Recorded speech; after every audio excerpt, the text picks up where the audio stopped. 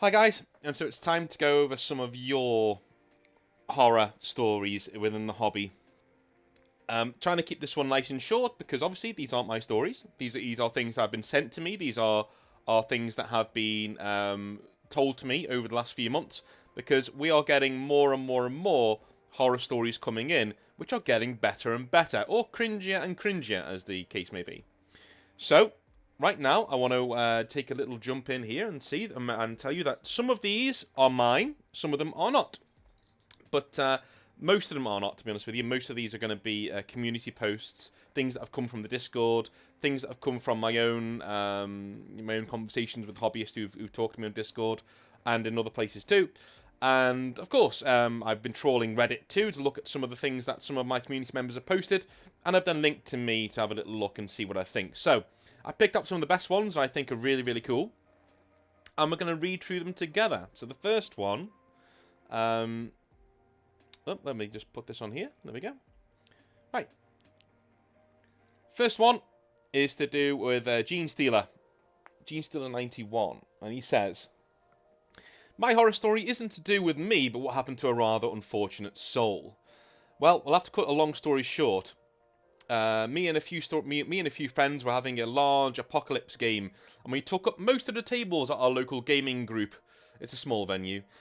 We were coming to the end of the game when two guys walked in. They didn't have any cases with them, and so I didn't know what they were there for. They walked over to us and basically said that they were new to the game and asked if we minded if they watched us play. We said that was fine. There were two tables behind us, one on each side of our table, so we could put our casualties there. Me and my friend were both fielding NIDs, and two guys from the club were using Smurfs, Ultramarines.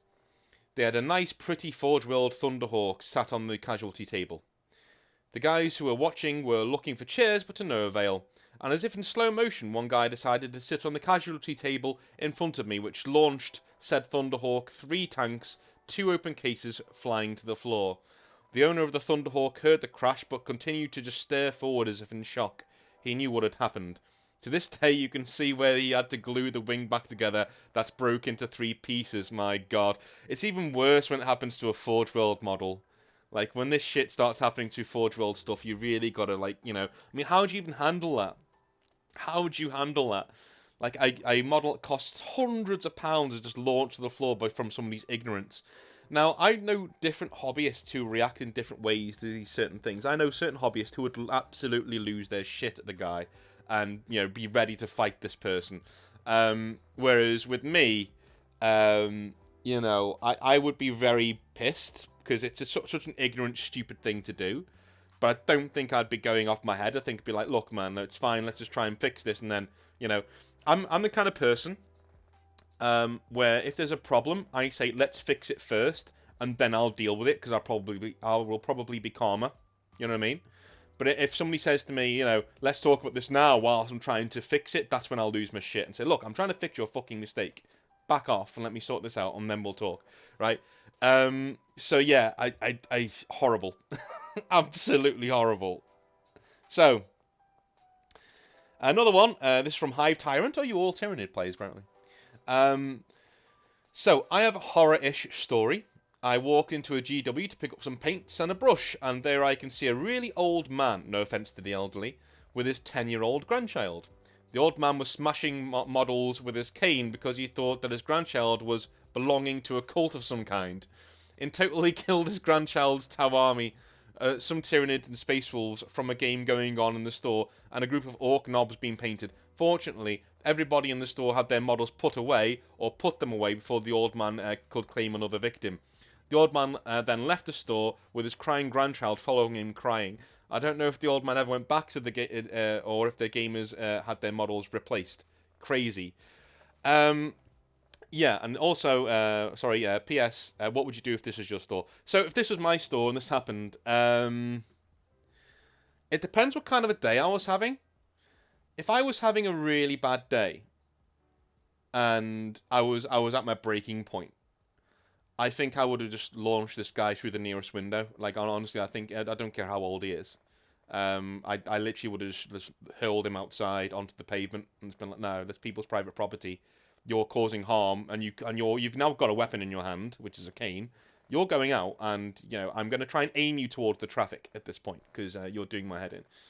If he looks like he's got Alzheimer's or something, then restrain him, put him outside, so he's not going to attack people. But if he was like in his 50s or something and he just didn't understand what the hobby was, yeah, I'm trying to launch that guy as far as I can outside into the street because you don't do shit like that. You really do not do shit like that. And this poor grandkid, like that is him off the hobby now. That's it, done. He's not coming back to the hobby, is he? Let's be honest. That's the end of that. So it depends on the kind of day I was having. If I was having a really good day, then I'd probably do the same thing but lighter. So that there you go. You're going over there now. You're not going to be leaving me. You're going to go over there. So, there is a similar story that happened at a Games Workshop. So, right. So this is basically not my store, right? And this is another urban legend, which is why I haven't shared it on the channel. Because if I don't know it's true, then I don't generally like to put it on the channel. Because go figure. So, this happened to a GW store called Hemel Hempstead. And this is way back in the day. So, we're talking like, I think like 6th, 7th edition. And anyway, somebody comes into Hemel Hempstead store who's a mother. And she is not very happy because her son is not doing very well at school. In fact, her son has been lying to her about how well he's been doing in school. He is at the Thursday night hobby club at the store. They don't do it anymore, obviously, because Games Workshop has changed. But she's standing there with her model. Well, he's standing there with his models, and he's playing, whatever game he's playing. Unfortunately, he's playing a Space Wolves versus Space Wolves battle, right? So he's there, and he's coming in, and he's doing his battle. She storms into the store, right, with her book. Now, her book is like a file that's come from the parents' evening. So it's got all the things in there that the teachers have given her. She comes in and starts whacking the Space Wolves on the table he's playing with, right? Now, unfortunately, most of these Space Wolves are in combat at this time, and so his opponent, who is in his early 30s, watches as his Space Wolves are flattened by this woman's file. Just like bang, bang, bang on the table. As she's screaming at him, as she's screaming at this kid for lying to her, right, about his results and about everything that's been going on in school. Anyway, manager comes over, extremely annoyed, and says, "You both have to leave, and I don't expect you to be back here again. Goodbye." And they leave. That's it. They're done. And he says, "Take your models, go," and that sort of thing. The kid's obviously mortified, and I didn't hear about what happened to him or whatever even happened. But what did happen was this manager actually got on the phone to head office there and then and said, "Look, we've had an incident at the store. I would like you to come down and visit me, please. This is on Thursday. I'd like you to come down tomorrow if you can. So this has gone on. This has happened. This person, through no fault of their own, has had their models destroyed. This is at a time, by the way, when Games Workshop, did events like this and encouraged events like this. So he said, look, we need somebody to come down and go over some options about what this guy needs to do with his models. Okay? Now, nobody turned up to Hemel Hempstead to sort out this mess. But what they did do is ask for an itinerary of what was broken and how. So he did it in he wrote it all down, and of course, this player is really distraught and leaves. Not the store's fault, obviously, but he leaves. In the next shipment that comes in, you get it every single Thursday. The next Thursday, the shipment comes in, and they've replaced this guy's army. Both of them. Both of the models that were lost, they have been replaced. As far as I know, the kid never came back, as far as I know. So, but at least this guy did get his models back for free. He got all the Space Wolves back, which is a really cool gesture. Again, that wouldn't happen these days, but back in the golden age of 40k stores, of Games Workshop stores, where it was actually a community store, yeah, that's the kind of thing that you really want to see happen. So, okay. Okay, so, Reb Monk says, nothing too horrific happened to me, but I was playing in a tournament over the weekend, and second game was against a team of guys probably around 16 to 17 years of age. They said everything they were doing and every reason they were rolling dice. They also cheered or gloated every time they managed to kill something. Example. Okay, my Hive Tyrant is a walker, right? Well, yeah, it's a monstrous creature, so he moves 6 inches, right? Because he's obviously not a flying one. He is armed with 2 sets of twin-linked devourers, so he gets 12 shots. Alright? My ballistic skill is 3 plus, right? But because it's twin linked, I get to add another dice. I think that's not how it works. But anyway, okay. 9 hit with rerolls. That makes 10. The Devourers are strength 5 and your toughness 6, so I need 5s to wound because of living ammo. I get rerolls. Blah blah blah blah. Needless to say, this got really old really fast. We started to imitate him, at which point I think he got the message and quietened down a hair. Him. Okay, my weapon skill is 3 plus. Your weapon skill is 3 plus. So I need, right. So yeah, I get this all the time. If you didn't get what was happening there, so this is somebody who's playing old school 40k, which is why I was getting a bit confused. This is somebody who's using the old 7th edition rules. So his opponent is saying, look, I've got a weapon skill of 6, you've got a weapon skill of 6, so I need 4s. And he says, yup, we both have weapon skill 6, so you need 4s. Against a new player that may not know the rules and is learning, this is fine. When your opponent, me, speaks the Tyranid lingo, you should know. So yeah, I get that, but I think you also have to be very, very, very careful, Red Monk. Because sometimes somebody might have a mental issue, like some sort of thing going on, where they really want to, how do I put this? They really want to learn as they're going, or they need to remind themselves of what the hell is going on whilst they're playing the game, right? So, yes, I completely get your frustration, but I also do think that, look, certain people have certain issues, and you should be able to get on with it, I think, I think some people are very much more susceptible to getting frustrated in games when they really shouldn't, right? So, another horror story. Ganglebot says, this isn't really a horror story, but I had a friend who worked at a Games Workshop in Toronto.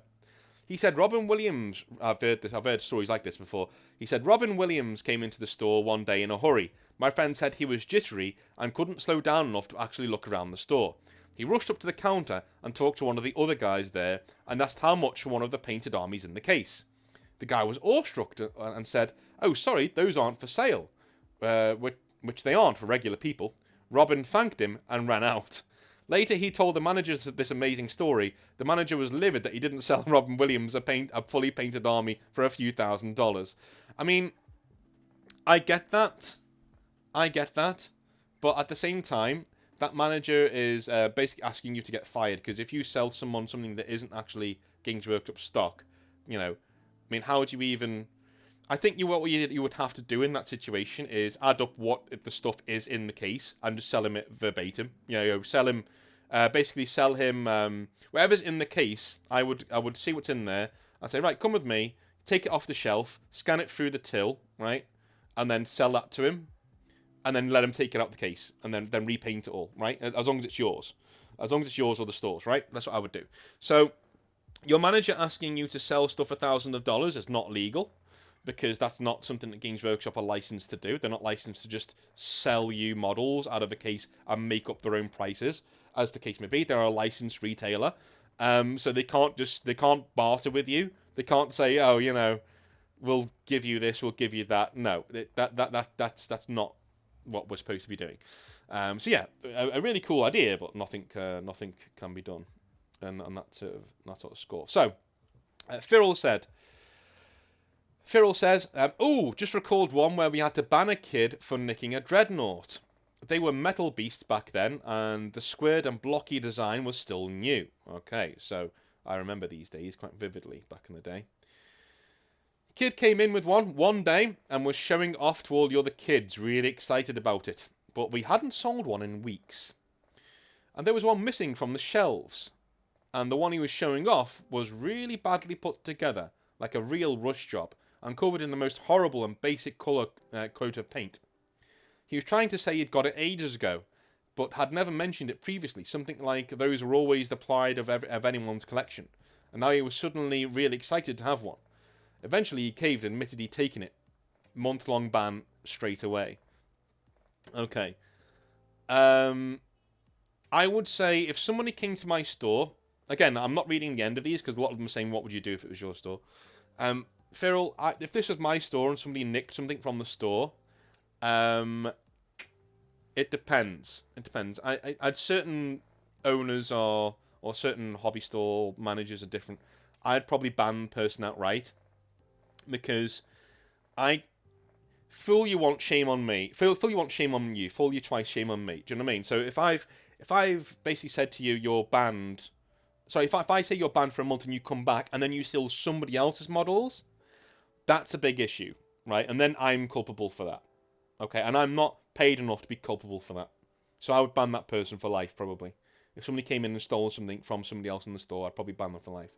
Or from me, I'd ban them for life. So, Ender 1200 says, when I started collecting Space Marines, someone gifted me a second-hand, well, third-hand Dreadnought. It was one of these metal monstrosities. Whoever first owned this Dreadnought never bothered to glue his body to his legs, because it was so robust. You could put the body on, and I would say it's on legs. Okay, right, fair enough. Thank you, Ender. Alright, so, Geiblin. So, don't know about you, Axel, but I've got at least one or two really cool horror stories to show you. My old store manager and one of the other employees had been out in town drinking. Okay, let's see where this is going. They decided to let themselves into the store in order to call a cab home. Or just have somewhere warm to eat their kebab. I can't remember which. At some point, they got into some light-hearted drunken tussle. When suddenly the manager was body-slammed by someone who had come into the store. He was an ex-army and a big lad, so quickly pushed off the intruder, slammed him onto the gaming table, grabbed him by his tie, yup, he was wearing one, and raised his fist ready to twat him. When the clip-on tie came off on his hand and he realised the person on the table was a police constable frantically fumbling for either radio or pepper spray. Since they were entitled to be there, the police had pretty much unlawfully entered and assaulted him. They thought the two employees were drunks who had broken in and were fighting in the store. Almost correct. Everybody shook hands, thought there was no need to pursue it further and called it a night. You lucky, lucky bastards. That's all I can say. That's all I can say on that one. You lucky, lucky sods. Because, like, nowadays, I think they would have had you in the back of the happy van, regardless. The only time I have a story like this is as in the store I used to work in. So we went for a day out in Warhammer World, right? And we were in Warhammer World and we got pissed and we drove home. Not, the designated driver drove us home, but and he parked outside the Games Workshop. And he said, look, I'm going to leave my car here. How about we go to the local for a pint or two, because I've not drank yet. And we said, yeah, fine, fair enough. So he parked up outside the Games Workshop, and we all went and got pissed, basically, in the local, or more pissed, as the case may be. Anyway, we walked back to the car to get some stuff out, because he's going to stay at mine. And I've got my keys to the Games Workshop, so I say, look, let's dive in, and I've got to pick one of things up. I've got a week off now, and I want to get some stuff done, right? And to be fair, here's how weird it is. I could go in. I had the keys. I could go into that Games Workshop at any time, and as long as I bought something, it was fine, right? I could turn on the till, buy something, and it's all good. So I turn on the till, and I'm like, obviously my vision's swimming, and I'm trying to scan something, and I scan it, and I finally buy it. I think it's green stuff. I can't remember what I bought. Fucking hell. Anyway, so I'm there, and everything goes well. I buy it, and I go upstairs to pick up some stuff.